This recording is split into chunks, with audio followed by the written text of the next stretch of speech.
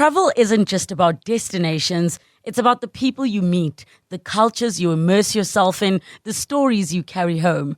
I'm Relebogile Mabocha, and on my travel feature, I take you on a journey beyond the guidebook. Each week, I connect with fellow travelers, insiders, and storytellers to bring you the heart of every place. Whether it's a hidden gem right here in South Africa or a dream destination abroad. Join me as we travel through conversations, memories, and inspiration. Listen wherever you get your podcasts. 702. World of Work. Okay, let's talk about opportunities available for South Africans to work abroad. There are several immigration experts and surveys that have shown that the global demand for skilled South Africans is growing, especially for critical skills such as doctors, nurses, teachers, engineers, IT professionals, you name it. Lots of countries like Canada, Germany, the UK, the UAE and others are poaching talented South Africans to fill their skills deficit. And young South Africans are taking them up on their offers. As I indicated to you earlier on, I do have friends who have since moved to America, who have since moved to London, Amsterdam, Paris, who have taken up such offers. And some of them often talk about the tax incentives that attracted them. And there are many opportunities out there. And I want us to have a conversation about how South Africans interested in those positions can start positioning themselves. And if you're a South African working abroad, how did you get the opportunity? What attracted you about that offer, and how has that been going? Please, can you share your thoughts with us? You can call us on 011-883-0702. Alternatively, send us a WhatsApp voice note on 072-702-1702. And maybe you are not a South African working abroad just yet, but you are considering some options. Why is that for you? Give me a call or send me a WhatsApp voice note. Rob Mailich is the global CEO for REDi Holbourne Recruitment Group in the UK. Rob, thank you so much for making time for us. Good morning. Good morning, Clement, and thank you so much for having me on your show again. It's wonderful to chat to you. So what makes South African talent so attractive to international employers right now? Clement, how much time do you actually have? Because South Africans are generally, they pretty much stand out to a lot of international employers. And I think there's many reasons for that. Number one, we're very confident, and don't mistake the confidence for the arrogance. South Africans are born and raised with resilience. We've also got, generally speaking, good qualifications as well. Some globally ranked universities in UCT and Wits and Stellenbosch. So they do like that. They like the proficiency for English. South Africans have quite a neutral and well-sounding accent as well. So there's a lot of aspects that people like about South Africans, and just about our cultural adaptability as well, which also is quite a biggie for us. And don't forget about the strong work ethics. I mean, we just are a hard-working bunch, whether it's locally or abroad. So what is it, though, that attracts South Africans who take up these opportunities? I mean, is it the salaries? Is it the tax incentives? Is it perhaps the fact that where they're moving to, there's a more functional, for instance, the public transport system, so I don't need a car if I'm in the middle of New York or I'm in Amsterdam, because of how functional their public transport is? What have you seen as what attracts them to take up these opportunities? Clement, it's a great question to ask, and I think a lot of the above. I don't think as much anymore the tax incentives, because now obviously there's the dual tax agreements between most of the countries. I think money used to be a big thing as well, but just remember that in your more professional areas, South Africans are earning pretty well. So we're looking at the healthcare sectors, your nurses, unfortunately and very sadly don't get paid as well in South Africa as they do, let's say, in the UK. Same thing with your teachers and your public servants and all of that. So I think a lot of the time those guys are well needed abroad, and they do get paid well. And a lot of the time they rely on the public transport as well. And it is a lot easier and a lot safer abroad, whether you're in New York, whether you're in London or one of the other first world cities. So I think all of the above is what attracts them. But, we obviously deal a lot more with your upper end professionals. And I do think that the salaries in South Africa are very commensurate with the salaries abroad these days, even if you convert it. And I might have a lot of people going, really, Rob? Are you sure? But actually, the salaries in South Africa are pretty good at the higher levels as well. So, and just remember, and a lot of people are saying the grass is not greener on the other side, and people talk about all the immigrations, but they don't speak about the number of people actually moving back to South Africa as well. Are there any specific industries or roles where you're seeing a global talent shortage that maybe South Africans can start looking into to tap into? Yeah. So I think it's the common suspects. Tech is definitely a big one where for your developers and your cloud people and your data analysts, your BI, etc. If we're looking at the finance sectors, we're looking at less so your chartered accountants, more so your auditors and your actuaries. Healthcare sector is always going to be a big one.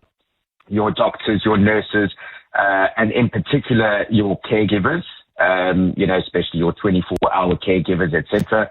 Engineering, certain sectors, civil engineering, mechanical engineering, mining sector, still pretty big. And then a lot of the companies a lot of the internationals are looking at remote services as well. So you're looking at your virtual PAs, your support, where South Africa has quite a good BPO industry. So that's a good way to get abroad as well. Is if you're starting off in South Africa, the international companies want to use you as a lower cost base. Once you've proven yourself, you can get the sponsorship. And are there specific countries to focus on? I know I mentioned Canada, Germany, the UAE earlier on, the UK, but there are many, of course, that view South African professionals in terms of skills and qualifications, and they are interested in getting them. Yeah, absolutely, Clement. And I think the common suspects are the Netherlands, the UK, the US, Australia, New Zealand. You did mention Germany, but Germany is very particular on the language, though. So I think, one of the questions that South Africans will probably be asking me is, what should I do better in order to get abroad? What should I do to get that experience? And there's various options. It has become a lot tougher because if you recall in the earlier 2000s, you had your working holiday visas, you had your highly skilled migrant visas. Those have all been abolished so that the locals can actually get the jobs. And even when the youngsters are leaving university now, you've got apprenticeships, 300 people applying, and you've got 10 apprenticeships. So it has become a lot tougher in country as well. But I would say just upskill yourself on the Duolingos and the languages. Get those languages going if you want to move into Europe. The more languages, the better the chance. Get your academics up, whether it's in matric or in university. Believe it or not, people 20 years down the line in the workforce say, really, Rob, is that still a thing? And I say, absolutely. Make sure that if you are playing sports, be the best sportsman. If you're in academics at school or, in the drama productions, be the best you can be, because all of those will stand out on your CV because you're competing against a lot of people internationally these days. Yeah, that's fascinating. I've got a number of messages coming from people listening to us abroad who have left South Africa to work overseas. They're sharing their experiences with us. After the break, I'll go to those messages. Remember, if you're also listening to us from outside South Africa and you want to share your experience, how has it been? Why did you move? If you're working abroad, how did you get that opportunity? And what's been your experience? What influenced your decision to move? Or maybe you've not moved yet. Or maybe a family, a loved one that has moved, or you haven't moved, still considering it. What are those things for you that matter the most before you accept an opportunity to go work abroad. We're speaking this morning to Rob, who is the global CEO of REDi Holbourne Group in the UK, and we're talking about these opportunities that are available for South Africans to work abroad because trust me, the surveys, what the experts are telling us, immigration experts, is that there's this global demand for skilled South Africans, and that has been growing over the years, especially for critical skills.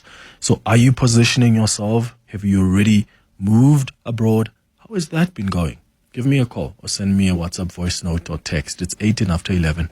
Travel isn't just about destinations. It's about the people you meet, the cultures you immerse yourself in, the stories you carry home.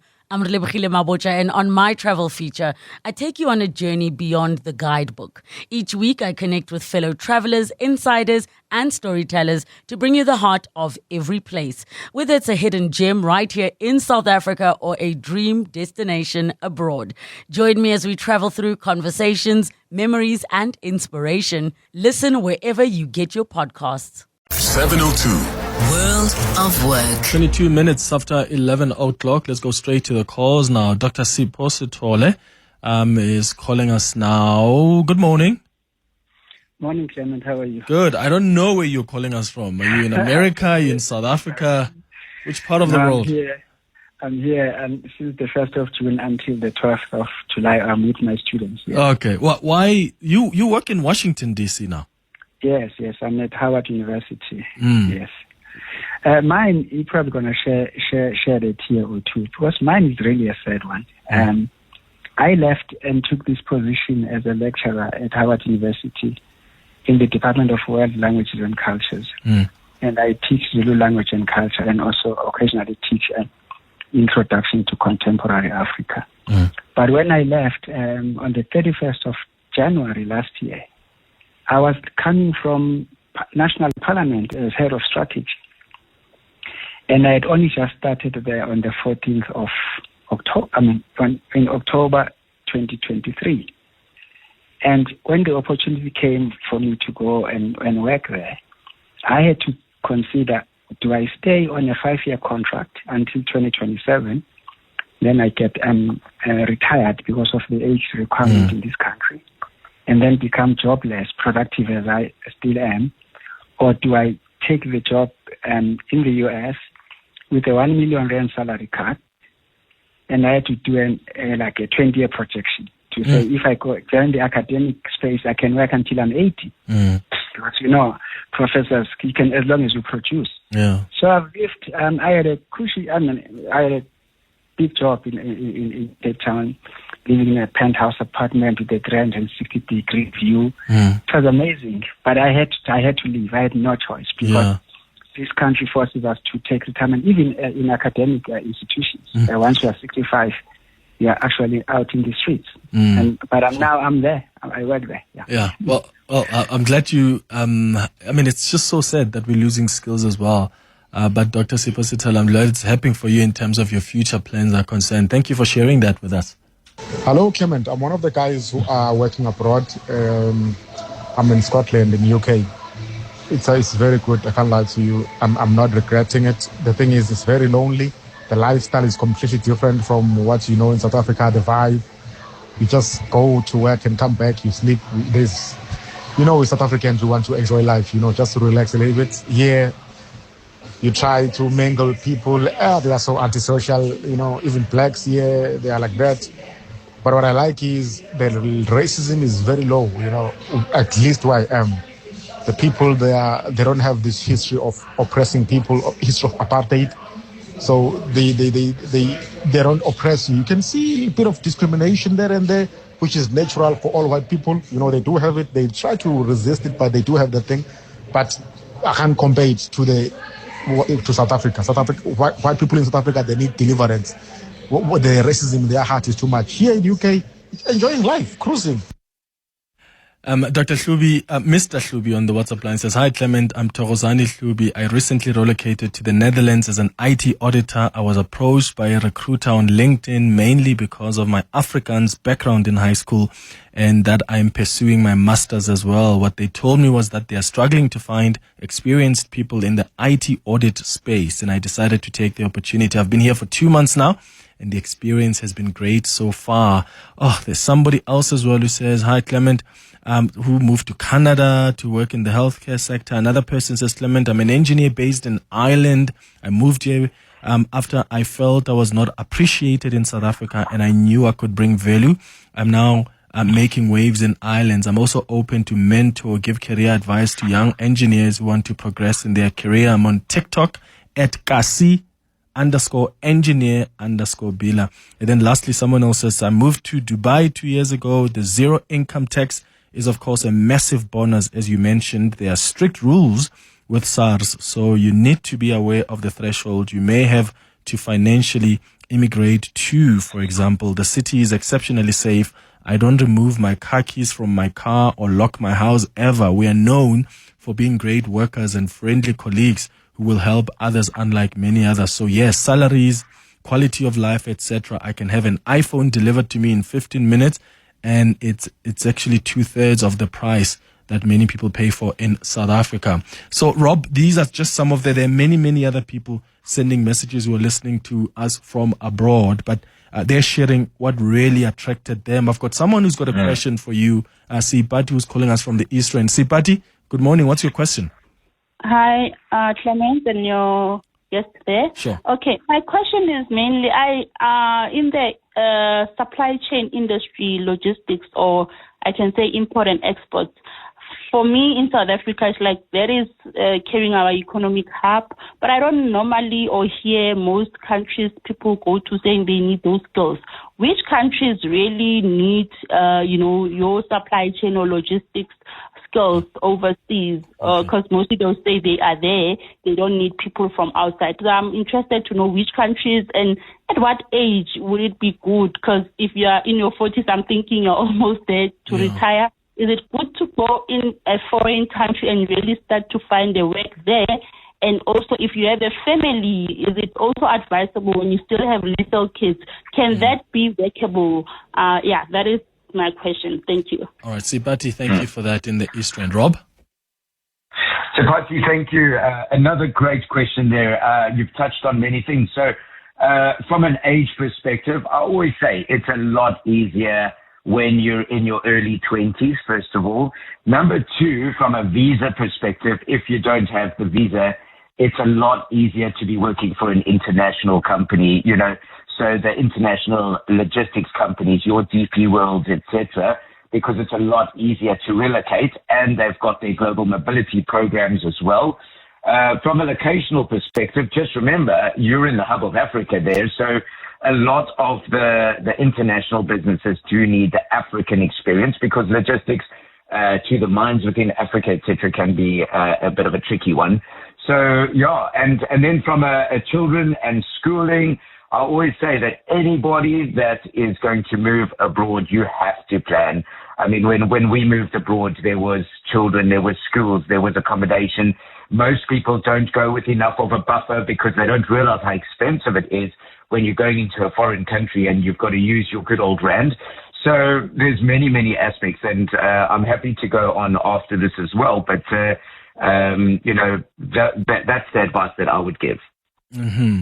And then for people that are considering just the move, any just general tips? It doesn't have to be about specific industries, but any tips you can give people who are thinking, I really want to consider these opportunities? Are there websites to look out for? What do they need to research in order to see if they can meet opportunities that are attractive to them? So absolutely, and once again, it has become a little bit tougher to move abroad. So the easiest is to relocate or, move with your current organization. But I would say that one of your guests that's called in spoke about the loneliness as well. And I would say that if you're planning to move somewhere, try and move somewhere where you've got some support system, be it a friend or family or even South African forums that are in the country that you're planning to move, where you can get the respective advice and the support, etc. Because those first few months are very, very difficult. You've got to go through the legal system. You've got to get bank accounts, national insurance numbers, social security, etc., etc. So you have to plan. Don't just go through cold, and make it a fun adventure as well. You know, make it as least stressful as possible, because it is an adventure in your life. And just remember one thing to everybody and all the listeners out there: South Africa will always, always welcome you back. You are always welcome home. Rob Mailich, who is a global CEO at REDi Holbourne Recruitment Group in the UK. Thank you for making time for us. It's 11:31.